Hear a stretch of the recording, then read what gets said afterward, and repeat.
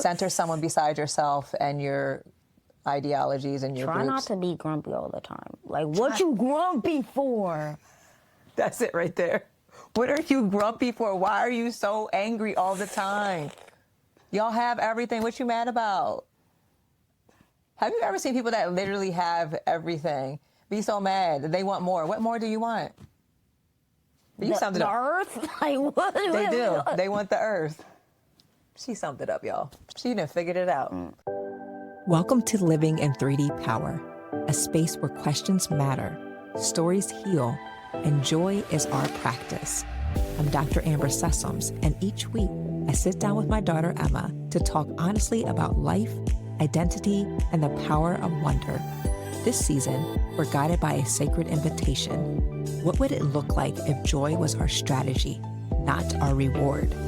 Here, we discover truths long buried, discern paths toward freedom, and devote ourselves to living with authenticity and love.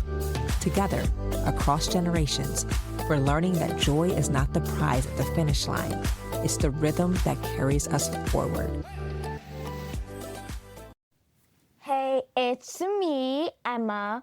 Welcome back to Living in 3D Power. And today is a special day. A very special day. Can you guess? It's a face, Emma. 1 year anniversary! Woo, woo, woo, woo. Yeah, we started this podcast when January 15th last year. So we're almost, this episode will film one day before our 1 year anniversary, but we're celebrating nonetheless. So today I thought we would just do some reflective questions. It's kind of in line with our theme of starting the new year and reflecting and doing, last time we did our collage, which you absolutely loved. So fun. But I just have 3 or 4 simple questions, and it kind of follows our framework of self-discovery, really tuning into your values for the discernment piece, and then a devotion is really, what are you going to do moving forward, like the lessons you learned. So I wanted to ask you, because you have so much wisdom, and I always say this when people stop me on the street, they're like, that Emma, she's been here before. She has so much wisdom. I learned so much from her. So we wanted to give you a chance. I'm going to ask you just 3 or 4 simple questions. And the first one is, thinking about this past year of our podcast, what moments or conversations, what stood out to you the most? The first one, when you talked about my ashy knees.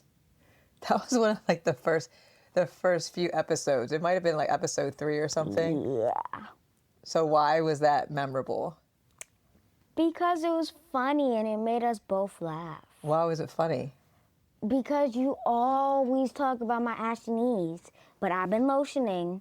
You have. You know what? I think that episode sparked something in you, and now you're like, you need your shea butter, your cocoa butter. You gotta have all your stuff now.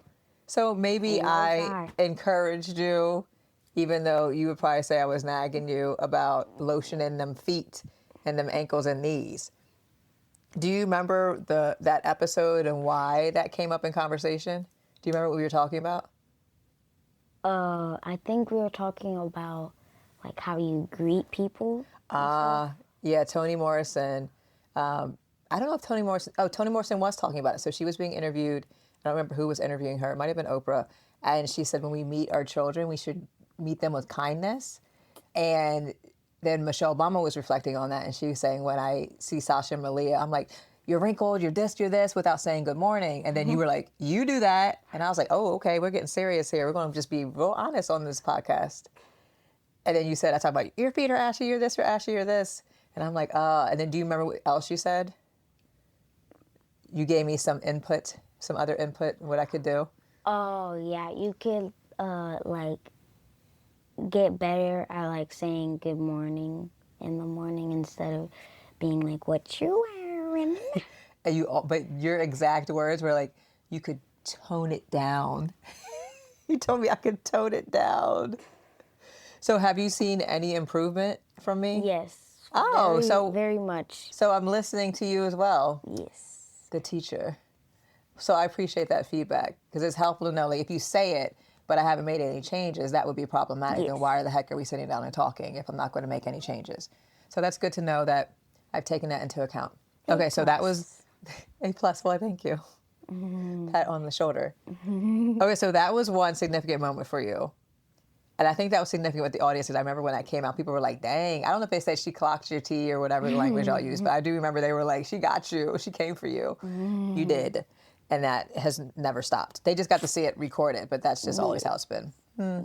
It's not even disrespect. It's just, you're just being honest. And I think that's the lesson too, is when you're talking with children, sometimes in the truth telling that children tell, adults will get defensive and take it as disrespect. But I'm like, you're not being disrespectful. You're just speaking your truth. And there is a fine line sometimes, but I have to be emotionally regulated myself to be like. Sometimes you're like, whoop. Yeah, sometimes I'd be like, who are you talking to? I'm like. Your tone. Yeah, you gotta watch that tone. And stay in a child's place doesn't come out my mouth, but it's like, you're still 11. You're not grown. I know. But sometimes I'd be like, girl, just be 11. You don't gotta worry about that. Just be 11. You're not grown yet. You got a lifetime to be an adult. Enjoy being 11. Why are you looking at the camera like that? Enjoy your age. Okay. Middle school. Oh my gosh. We got some time. We can work on middle school. Okay, so do you have another moment or conversation from our 165 days? Or I think we had 38 episodes, not including this one. My second one is when we talked about the like women who like and girls like who and like empowered like the earth and stuff. Ah, yeah. I'm trying to think of her name, Wangari.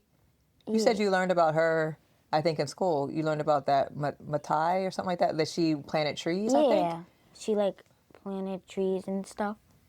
So why was that significant for you? Because I like learning history. Ah, I got that from your dad. And also, I like learning about Black history and like all that stuff. And I learned some things too. Ah, do you remember some people's names or what they did that really impacted you?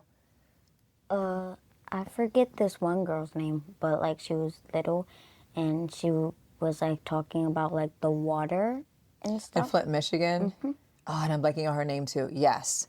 So she helped the water in Flint, Michigan. Well, she brought awareness to it, but it's still a problem. And she's still raising awareness in Flint, Michigan about the water. They called her Little Miss Flint. But I'm blanking on her name, y'all. So that was significant, yes, because she was young when she first started that. I think that was significant for you to realize people were your age and they started out making a difference and using their voice. Anyone else? I'm actually going to look up her name as you're thinking. Oh, I don't think we learned about. I think you said this. It was like the first, like she worked for NASA. Yes. So we watched that movie too. Remember it had I think like I swear y'all, I have like the worst with name recall. I get the kids' names like that with the dogs. It's bad. I'm trying to You're think. like Maya. Taraji P. Henson was in it. I'm trying to think of some other people. But remember we watched the movie with NASA and the one lady was on the board and she had to go to the bathroom. She had to run all the way all across campus. Oh yes. I'm blanking on the movie's name. Oh, don't get that habit for me.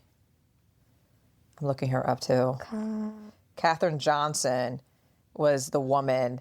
So she, Mary Jackson, and Dorothy Vaughan are notable Black women who made significant contributions to NASA, playing crucial roles in the success of early space missions. So I can't remember the movie. I'm looking for the movie. Hidden Figures. Yes. So yeah, so you remember Katherine Johnson, that was impactful to you. And why was that? Because they're usually, like in that time period, there wasn't usually like a bunch of Black people working at like higher like buildings like that and stuff. And I think significant to me was that she was an amazing mathematician. She was a genius, and she was a Black woman. And oftentimes when you're in school, what they start doing is sorting you and saying, boys can do math and science. Girls, you do English and what else will there be? What other subject is there? Reading, things of that nature. So they separate you out and they say the boys are better at math, but to show that this woman was superior in math to any of the other people at NASA dispels that myth that you can't do math as well, if not better than. I literally helped my guy friend with math today. Oh, that's good. I love that your confidence continues to grow, even though math has gotten challenging in 5th grade, but you continue to persist. The thing I'm doing now is pretty easy once I understand it. Once you understand, what are you doing now? We're subtracting and adding. Oh, I forget. We're not decimals. Is it fractions? Yes, fractions. So when you have to make sure it has the same denominator. Yes. It's That's actually good. fun. See, I love that. That's fun too. So think about Katherine Johnson when you're thinking about when math gets frustrating or someone says, you shouldn't take that math class. Think about Katherine Johnson did it. She looked like me. So if I love math, I can continue to love math. And it doesn't matter what people say. I like math. And it can be challenging, but it doesn't mean that just because it's challenging, you can't do it and you can't be successful. So that's awesome. And just going back to Little Miss Splendid, I don't think she likes to be called this anymore because now she might be almost a young adult. Mari Copany. So Amari Copany, she's the one that really helped bring awareness to Flint, Michigan. And is there anyone else that you think about when we did that time period? Because that was during Black History Month. We decided to get your books out and look through famous Black I think I might history. have the thing on my phone. I don't know, because you didn't have that phone. That's just something new that you got. You think it's attached to your iPad?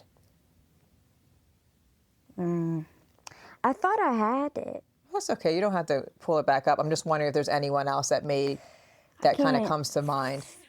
And that's okay if it doesn't. Wait, I saw it. Because guess what? We still have the episode that you can go back.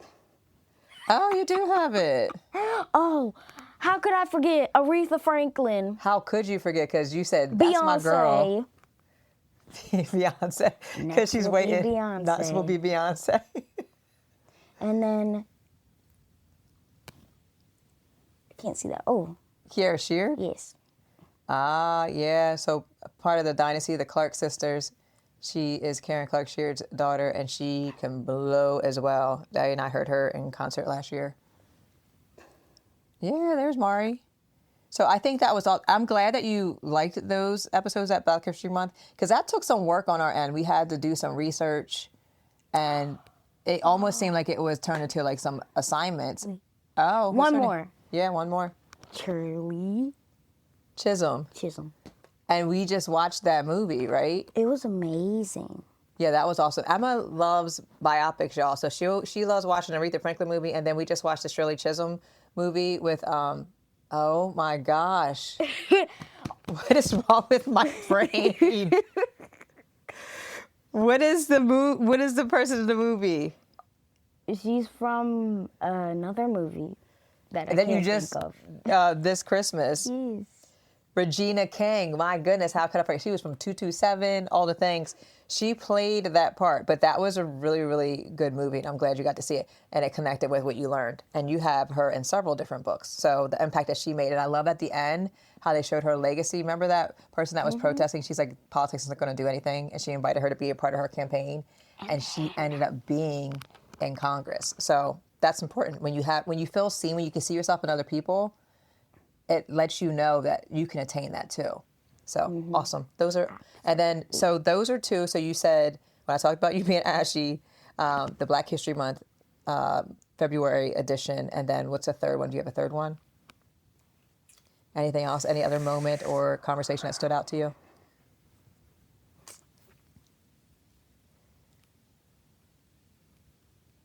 I think when we did the collage, because I really had, even though it was like a couple days ago, it's still memorable because like I can't get it out of my head because we had so much fun and I had fun making it. You like that? So why was that so significant besides you had fun? And that's a good enough reason alone. We did it together. Yeah, and I think that's a great activity to do as a family. And then there's other things I've been thinking about since then. Yeah, I think that'd be a great activity. But thinking about what's the one word you want to hold on to for the year, and then someone else did an activity where they were saying, thinking about your friend groups or your people groups, what people drain you. And we kind of recently talked about this, like maybe some friends that you're on again, off again with, maybe you stay off because the on again, off again can be emotionally draining. So thinking about that and like who do you let in your inner circle, who has access to you, because you want people to give you energy or not drain you and deplete you. So Dr. Tressie, Dr. Tressie. Y'all, I told our data that she had to go get her brain scan because she was forgetting things. And here I am, Tressie McMillan Cottom. Oh, Man, Tressie is genius. So she was talking with her partner about that, and they came up with this quick little thing, and it just reminded me of how you can do some work like that. So I think, yeah, those are great. So a reason enough is that it was fun and that we did it together. Yes. So I think those are awesome reasons. We should do that this weekend. We should. I have to look Or at our Friday. calendar. I think that's a good idea. I think we'd have fun with that. Yeah. Okay, so I think I kind of weaved in some of the next question when we were thinking about why did it matter? I was already asking you that. Yeah. But the actual question is, what do you think those moments tell us about what matters most to you or to kids your age? You're kind of like the kid spokesperson. So all of those moments about me talking about you being ashy, about all of those prolific Black figures in history and present day, and also the collage, why do you think, what does that tell me about you? What does it say about kids your age? It tells you about me because I really like those things and stuff. So it's like kind of like telling you because I like art, I like history, Yeah. and then I like being funny. Yeah, I think those are good. So that tells me more about what you love. So when I'm asking you to reflect on 38 episodes over a year, and the things that come back to your memory are signals to be like, oh, that's what Emma cares deeply about, or that's what kind of sticks with her. I think that's really important. I think that's a really good point. And what about, so kids your age, like humor, creativity, and They knowing can learn and from learning from it. I think that's really, really cool. And then I think particularly Black girls, Yes. feeling seen Yes. and people in history. So for you to pick out Katherine Johnson, I think is huge, and Mario Copany and Aretha Franklin and all these people. And they're all women. Shirley Chisholm, all these women that did amazing things against all of the odds. And they say, I'm still going to do that, even when they talked her out. Remember someone tried to assassinate her? Yeah. Tried to stab her? And you're thinking about those things you're saying, and she still went forth and did that, and it opened a door for women and girls like us to think and dream bigger dreams. So I think that is awesome. I think those are beautiful. Yes. And then, so the next question I have is thinking about all of that, but after doing this podcast for a year, what feels important for you to keep doing, caring about, or speaking up about? I don't understand that question. You don't understand it? So we did the podcast for a year. So, and usually you pretty much understand my question, so I guess I didn't word this one well. My apologies, but that's okay because we're learning. Yes. What feels important for you to keep doing? So something based on the year and what we did maybe as on the podcast or what we talked about, what are some things that we should continue doing, or what you care about that maybe we should talk more about, or what should you speak up about? Because part of the devotion piece is action. What are we going to do to make our world better, a more liberated place for all of us? Does that make sense? Okay. Yes. So I think things I want to do more on the podcast is like talk more about like things we both like. You have some ideas? Maybe like history Okay. and like art and stuff, like Black artists. Oh, that's a good idea. Maybe we can do that for this Black History Month. We could do a whole month of Black artists. And, you know, it'd be really cool to interview some Black artists. We know one. Do you? What's his name? Don't tell me you forgot his name. No, King. King Prolific. Come on, King. Emma's inviting you on the pod. I think that would be awesome. And then you know what? I have some footage I've never shared when you helped him do that community painting. I never shared it, but I think that would be awesome. We should set that up. What y'all think? That would be an awesome guest. I love that. So for a theme for February, let's focus on Black artists. Did you just want to focus on visual art, or are you thinking about Every kind of art. poetry, like sculptures, Oh, clay, like the thing where you like move the things and like things. claymation? Yes, claymation. Oh, I think that's good. Everything. So let's think about different, and then maybe some artists that we know that you could sit down and talk to. You know, all. So I'm thinking about Evita Colon because Daddy. yes, so graphic design. I think that's an awesome idea. I love that, Emma. So perfect. So you got a little teaser with what's coming up in February, so we got to get to work on that. So what else? What else are you thinking about? Keep doing. You said things that we both like. Yes. So I'm fine with whatever. You're fine with what? Whatever. Whatever? Oh, okay. So, And I think that's kind of been the theme. We kind of just go with the flow. It's not like we've mapped this out for the year. We're not like, so we're gonna Like do this on this day. and then we're gonna do this, and we just pick it Yeah. on the exact same day. Yeah, use a day. It's just not, unless there's something that's really prolific that's happening. Yeah. Brian Prolific. King Prolific. Yeah, so thinking about that, it's not really planned out. And I think we went into this kind of just, let's see how it goes. Yes, like exactly. Yeah. You just asked me, and I was like, sure. Yeah, we didn't put too much thought into it. Yeah. Just like zoom. But I think so, or do you want to keep that same, because I know what I was thinking for season 2, and I remember talking to a friend and being like, I think we need to start shifting. And she was like, just keep doing what you're doing. What you're doing is impactful, and you don't need to change anything. So I think that's helpful. Sometimes we start thinking we have to do all these Even things. if we don't get 1 million views, it's okay. Yeah, I've thought about that, right? Because some people might say, oh, well, this is taking up time, or you're not making any money off of it. But I feel like it makes an impact on people, because when I'm out in the community, people are coming up to me. Oh my gosh. Yeah, which I think is awesome. But I also think there's an impact between the two of us, because what has happened is throughout this year, I didn't realize how much I needed this, right? Because this world, and some days, on most days, is trash, right? Like, I'm like, the government is just like absolutely, they're lost their minds.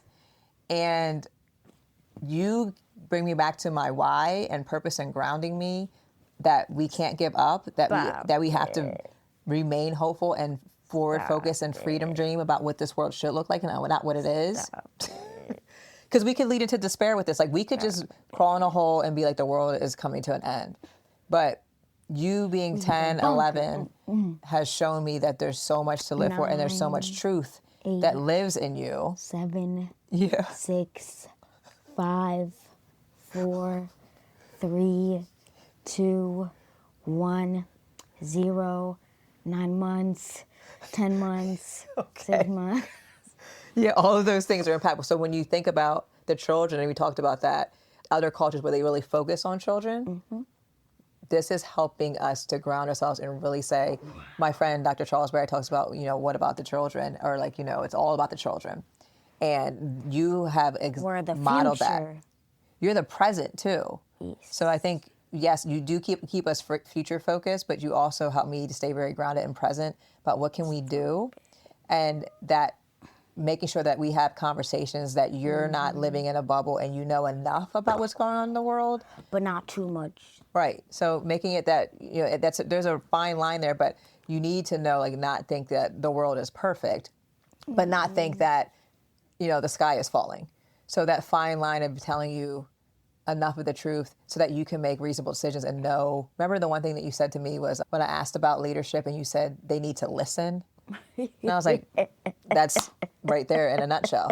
And are they doing that? The exact opposite of that. And when you don't listen, what I say is when you listen to someone and hold space like we do, that's a healing that happens there. That's the greatest gift we can give someone. So imagine what this government is doing, the exact opposite of that, and terrorizing people, and how much harm that causes because you're not listening or not seeing me as a human being. I think in one of the grades at my school, this might have been a dream. I don't know. But like they like taught us how they like did like things that we need to do for like listening. I think it might have been in Leader in Me. Oh, probably. That would make sense. Yeah. Eye contact. Eye contact. Listening with your ears. Listening with your facial expression. Listening with your body language. So if you're just like... That's letting me know that I don't really want to talk to you, or you don't care what I have to say, or I'm annoyed, or you're annoyed by what I'm saying. Yes. And so you're saying people in government could learn those same lessons? They need to go back to school when they're trying to dismantle Leader schools. in me. Leader in me. So Emma, so even like your chicken nugget wisdom is like, our government officials, y'all need to take Leader in Me and learn some listening skills. Like in your free time, like whatever free time, like when you have lunch, do Leader in Me. Do Leader in Me. Yes. Yeah, in your free time, like do something important, do some self-introspective work, do some work. Talk to people. Talk to people, center someone beside yourself and your ideologies and your Try groups. not to be grumpy all the time. Like, what you grumpy for? That's it right there.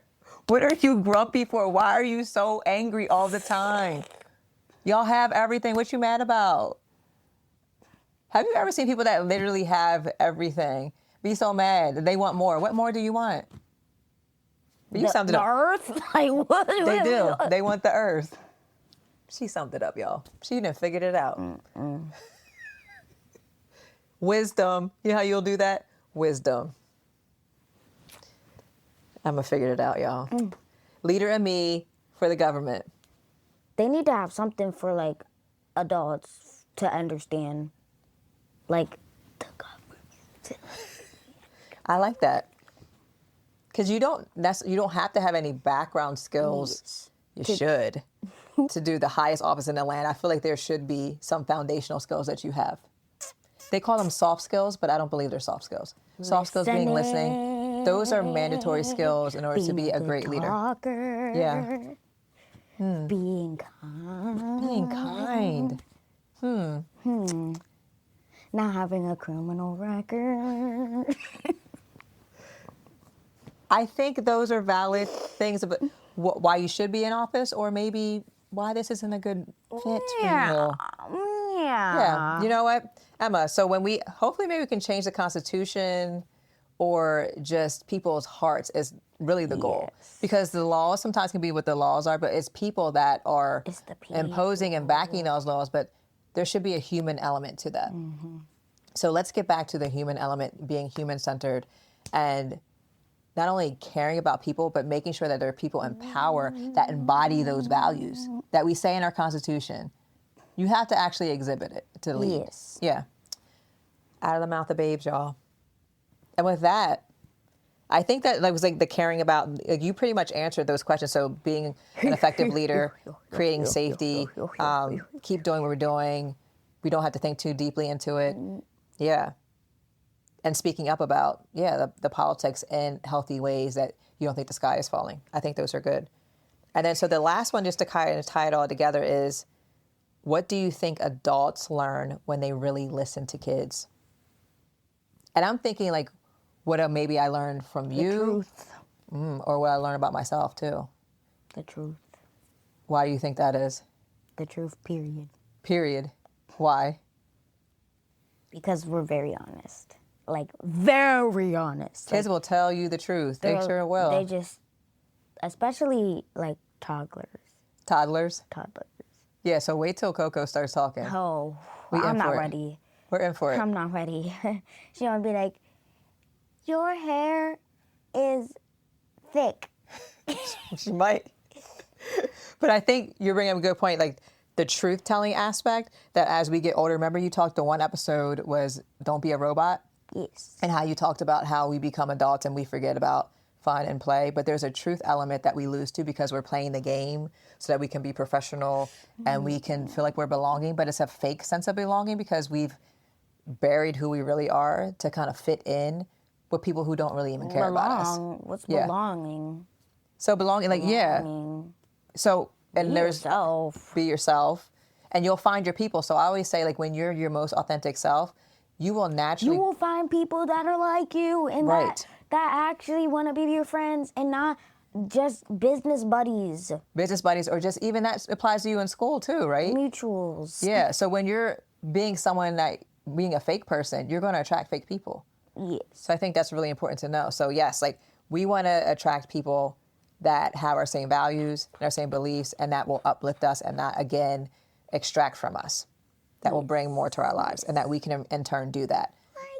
Yeah, so that I think is an important thing. And I just want to think about this too, because this really ties in with our presentation that we're doing in a few weeks and our national convention, National so Association for School Psychologists. So we're flying to Chicago, but it's only a quick flight from here. It's only a 90-minute flight. So the things that, what I did was, I'm trying to find it in my notes. Where is it? You got this, Mommy. I lost it. Oh, no. Let's see. I had something up. Okay, here it is. That I wanted to just share with you just some of the, so what I did was look at the top 20 episodes. You know what the number one episode was? And this is based across YouTube, any audio of our podcast, and also Substack. Do you guess what the top episode was? I don't know. It was the live episode at the Ware Center with the girls. Was it 7th grade girls? 7th grade? Was it 7th or 8th grade? 7th. So that was the top episode.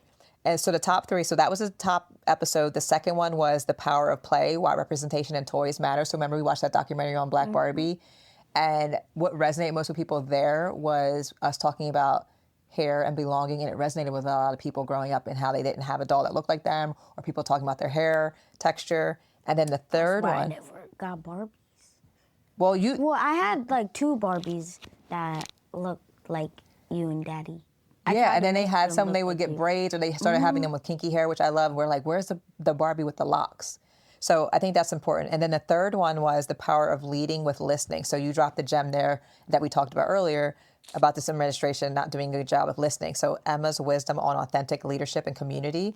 So those are the top 3. And so what I did, I took the top 20 and I looked at some themes. So what's emerging? So this isn't done yet, but this is kind of roughly, it's leadership as listening. That's your wisdom that you brought. The adults as the learners. So us decentering ourselves and making sure that the kids we can learn from you. Your chicken nugget wisdom. The anti-robot stance. So you saying don't be a robot. Unapologetic blackness. So really celebrating. I think that Black History Month was really important for you. Really being embodied and thinking about where the stress or the joy is in your body. And remember you did that breath prayer? You did such an awesome job of writing your own breath prayer and reading it. I think that was beautiful. Thinking about joy and grief and how we can have both. Both exist and we don't have to have one or the other. And celebration as resistance. So thinking about Juneteenth, Maya's birthday party around the same time, like how we celebrate and as a form of resistance. Talking about representation, advocacy, creation, like being creative people, and then looking at possibilities. So I think these are all really important. And also is intergenerational co-theorizing. So us together talking. Yes. And so one of the things that was most impactful for me was you interviewing Graham. Gen Alpha. Do you know what I am? Gen. Definitely not Gen Z. Millennial. What's the face for? Nothing. So we were the ones. Older? He's like 5 months older than me. Oh. So why we're so unique is because we grew up without all the technology. So cell phones didn't really come out until Dyer and I were in college. So we didn't really have all of this that you have now that's starting to rot your brains. And this is why countries are banning that. I'm so glad that your middle school banned cell phone usage. You can't use a cell phone in school until high school. And the data will show you, or the students' perceptual data, so being like their own feelings and lived experiences, saying bullying really increases with the use of cell phones, particularly in your district. Maybe don't buy like social media like that, like Snapchat. Yeah, so people are using it to take videos and being mean about people and posting things online and creating fake accounts. And it turns into this whole web where it's hard to find who did it or to really discipline, because it's usually off school property. So there's been even some legislation they're trying to push in Pennsylvania to say let's ban cell phones, but it's a back and forth on it because parents, and what did you say the one time where you were talking about getting a cell phone? And what was your argument on why you needed one? In case of an emergency. And that's what most families are saying. And I said, again, being a millennial, we didn't have that. So you'd have to call the school. But also, it wasn't until my senior year where school shootings became prolific. So you're living in a completely different world than what I lived in. And having constant communication, constant access. Like, I track you everywhere on this thing, right? And you're looking up and seeing where everyone is. So it does give you some security. Is it a false sense of security? I don't know, but it lets us know where you are at all times. So those kind of things are coming up when I look at the themes. So I'm excited to see what this manifests into as a full paper and a conversation when we go to Chicago. I don't know why they tell us to, like, they tell us, like, if a school shooting happens and, like, if you're trying to get out, like distract, fight, or, like, run or something like that. Run, hide, fight. Yeah. Yeah. And I didn't have to do any of that stuff. Oh. We only had to worry because it wasn't a thing until Columbine happened in, like, 98 or 99, and that was the year I graduated high. Yeah, Columbine was out in Denver, and that was the first big mass shooting in our country.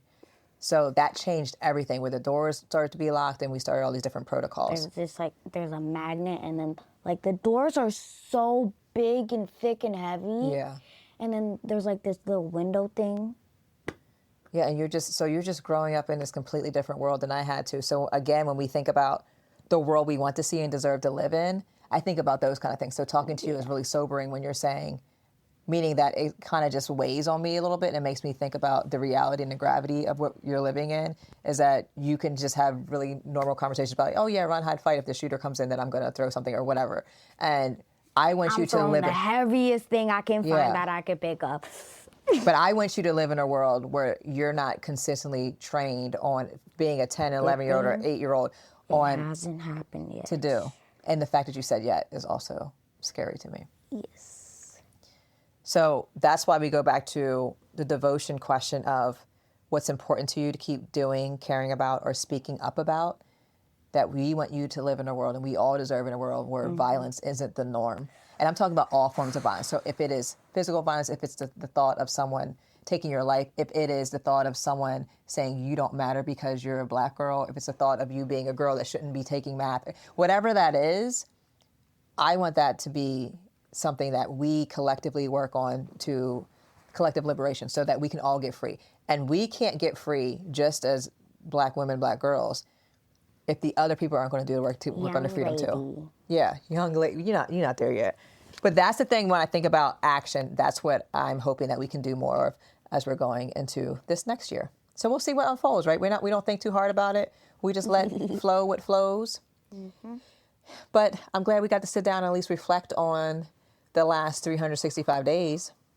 This might be one of our shortest videos. Look, we had a goal. We were like, let's keep it short. Is that a goal? Is that a goal moving forward? Let's do shorter episodes. So I get more time on my phone. I'm joking. Definitely not more time on your phone. So I get more time with my family. Oh, yes. And to eat and take a shower and get ready for school. Yes, it is that time. Oh, look, you're only a few minutes behind schedule. So with that, any chicken nugget wisdom to end with? As you reflect on the last year? You better have done my challenge. You want to remind them? Yes. Okay. If you haven't seen the episode before. Last episode, yes, the last episode. And you didn't listen to the end, then I'm just going to remind you, your challenge is to make a collage or make questions or find questions that you like and make a collage out of the questions. Yeah, so go back and listen. So we'll post that episode again. We also have the questions from that last episode in the show notes from the last episode. And share it with us. Yes. Or if you don't want to share it, like share your reflections and like maybe you did it as a family. Yes, and then maybe if we see do it this weekend, then we can share our reflections too. Yes. I'm excited to see what Daddy does. Oh, and man. Maya does. I feel like me and Maya's are gonna look cool. Yeah, everyone's Yes, creative in this family. yes. So you're gonna make a new one? Yes. Oh boy. Well, with that, y'all, thank you for hanging with us for this last year. We'd love to hear any input or wisdom, or maybe you're answering those questions with us and thinking about what was your most impactful or meaningful moment from our season, our seasons, our last year together, and what you would like to see more of. We would love to hear from you. Yes. So with that, y'all, we will see you next week. Bye. I'm so glad you joined me and Mommy for this episode of Living in 3D Power. I hope you like it. Now do me a favor before you leave. Subscribe to our Substack and make sure you subscribe to wherever you listen to podcasts too. And hey, do me another favor. Share this episode with a friend or family member. If something we said made you laugh, made you smile, or it might mean something to them, just send it away. Okay, one more favor. That's a lot of favors, I know. Head over to the comments on our social media. Tell us what made you say, "That's deep, bro." Because your words encourage other people and they encourage us too. See you next time.